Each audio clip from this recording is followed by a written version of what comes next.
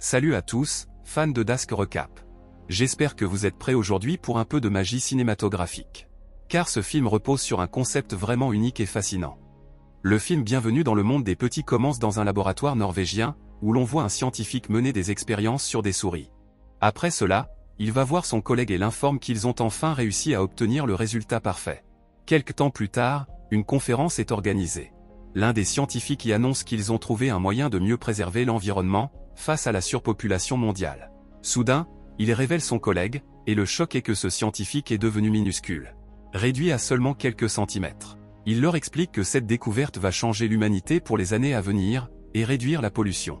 10 ans après ces événements, nous découvrons Paul, un kinésithérapeute, travaillant dans un laboratoire. Plus tard, on le retrouve au restaurant avec ses amis. Ils suivent les informations à la télévision, et découvrent que des immigrants utilisent désormais la miniaturisation, pour entrer aux États-Unis en se cachant dans des objets importés. Récemment, 14 immigrants s'étaient dissimulés dans un carton de téléviseur en provenance du Vietnam. Mais 13 d'entre eux ont péri à cause des secousses, et seule une femme a survécu, au prix de sa jambe perdue. Après cela, il rentre chez lui et retrouve sa femme, Audrey. Le couple fait face à quelques difficultés financières. Entre le prix du loyer, les impôts et plusieurs dettes accumulées, leur situation devient de plus en plus difficile. Le lendemain, ils vont à une fête avec leurs anciens camarades d'école. Certains d'entre eux les surprennent en révélant qu'ils se sont fait réduire. Paul discute avec son ami devenu petit, qui lui explique que tout est meilleur depuis. Ils vivent dans le luxe dont ils ont toujours rêvé, et tout coûte beaucoup moins cher à leur taille. Ces paroles influencent Paul et Audrey, qui se rendent à l'endroit où vivent les communautés miniaturisées. Ils découvrent le style de vie luxueux offert aux petits, comme acheter des villas pour des petites sommes, manger davantage tout en produisant moins de déchets, bénéficier d'une protection et d'avantages spéciaux. Tout cela les convainc. Un employé leur dit que s'ils vendent tous leurs biens et réunissent leurs économies, ils pourront s'offrir l'un des manoirs les plus luxueux de la ville des petits. Convaincus, Paul et Audrey commencent à tout vendre. Le soir venu, ils organisent une fête d'adieu, car une fois réduits ils ne pourront jamais revenir. Pendant la soirée, le père d'Audrey vient lui dire de ne pas le faire. Il n'est pas convaincu par cette idée, même si cela offre une vie plus luxueuse avec peu de moyens. Cependant, le couple a déjà fait son choix, et ils se rendent à la compagnie de miniaturisation.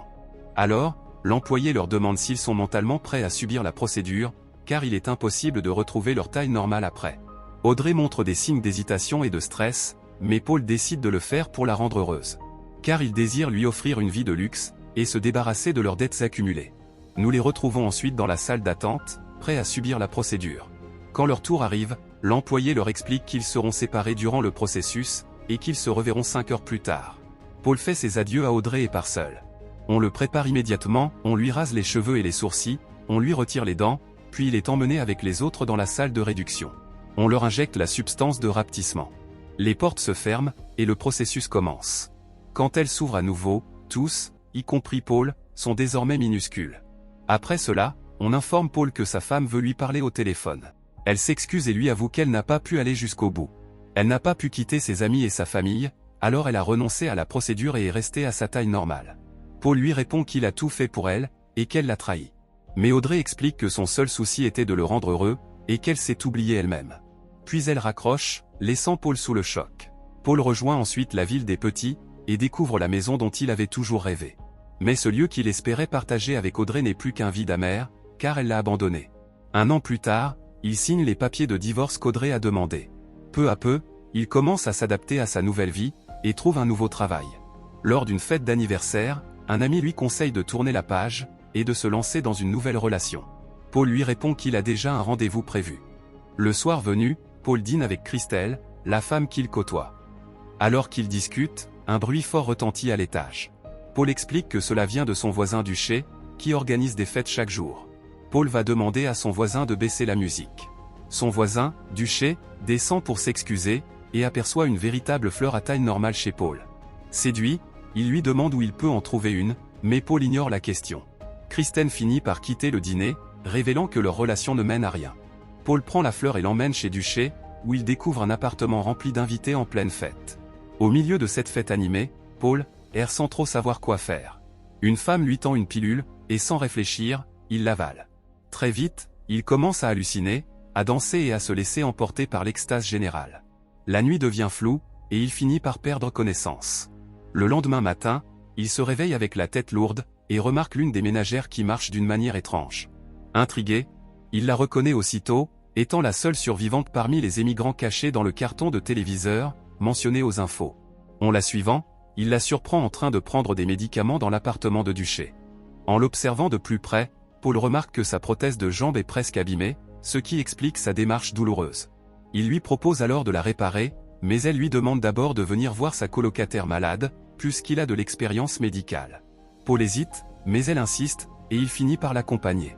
En chemin, il réalise qu'il quitte la petite ville, en passant par un tunnel qui mène vers le monde extérieur. Et Paul découvre pour la première fois le quartier pauvre des immigrants minuscules. Les conditions de vie sont misérables, très éloignées du confort qu'il avait connu jusqu'ici. Lan l'emmène directement voir sa copine gravement malade, et demande à Paul de l'aider. Même s'il se sent dépassé, il utilise ses connaissances médicales pour soulager la patiente. Cette expérience le bouleverse, et lui ouvre les yeux sur une réalité qu'il n'avait jamais imaginée.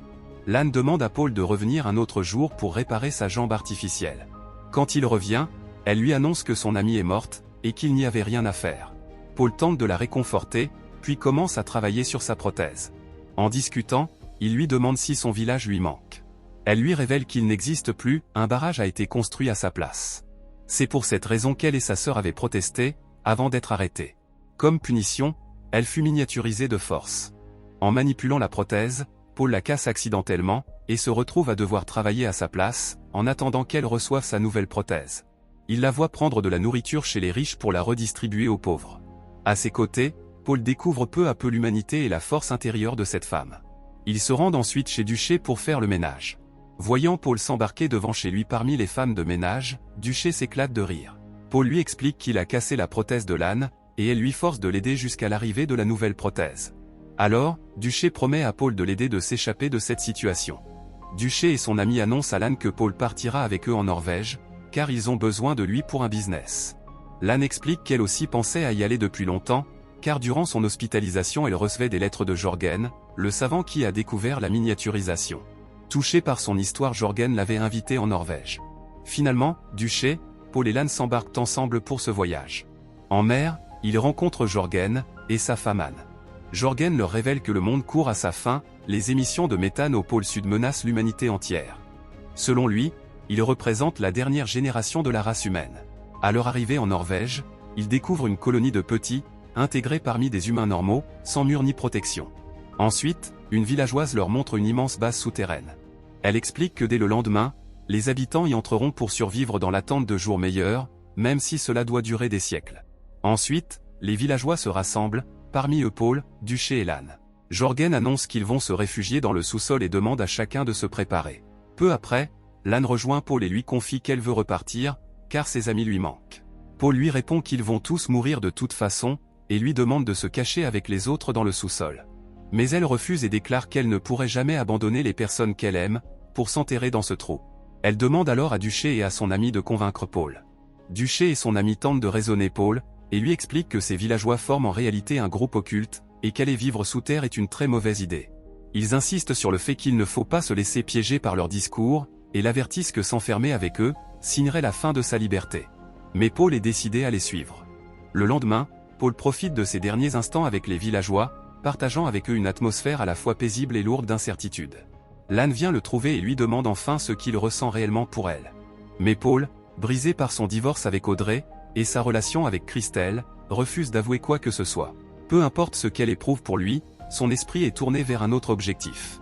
Le soir venu, tous se rassemblent une dernière fois pour contempler ensemble le coucher de soleil, le dernier avant leur descente dans les entrailles de la terre. La nuit tombée, les villageois commencent à descendre dans le tunnel, pour aller dans la ville souterraine. Paul dit au revoir à Duché, et fait ses adieux à Lan. Avant qu'il ne parte, elle lui tend une Bible en lui demandant de penser à elle à travers ce livre.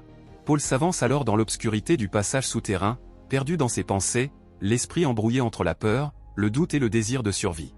De l'autre côté, Duché doute que Paul partira, et demande à Lan d'attendre. Et soudain, Paul s'arrête. Il retourne son chemin en vitesse, rejoint Duché et Lan, et s'excuse auprès d'elle. Il lui avoue qu'il a repensé à ses paroles, et qu'il refuse de passer le reste de sa vie enfermé avec ces gens. Paul dit à Lan, « Tu m'as demandé mes sentiments, et les miens sont que je t'aime et que je veux rester avec toi. » Soudain, ils entendent l'explosion de la porte du tunnel et se cachent. Ensuite, on les retrouve dans l'avion, retournant aux États-Unis. Après cela, ils se rendent dans l'endroit où Lan vivait autrefois. On voit Paul distribuer de la nourriture aux habitants, les observant avec attention. Touché par l'âne et par son humanité, Paul est devenu un homme différent. Si vous avez aimé la vidéo, abonnez-vous à la chaîne et activez la cloche de notification pour ne manquer aucune nouvelle. On se retrouve très bientôt pour un prochain récap. Merci d'avoir regardé.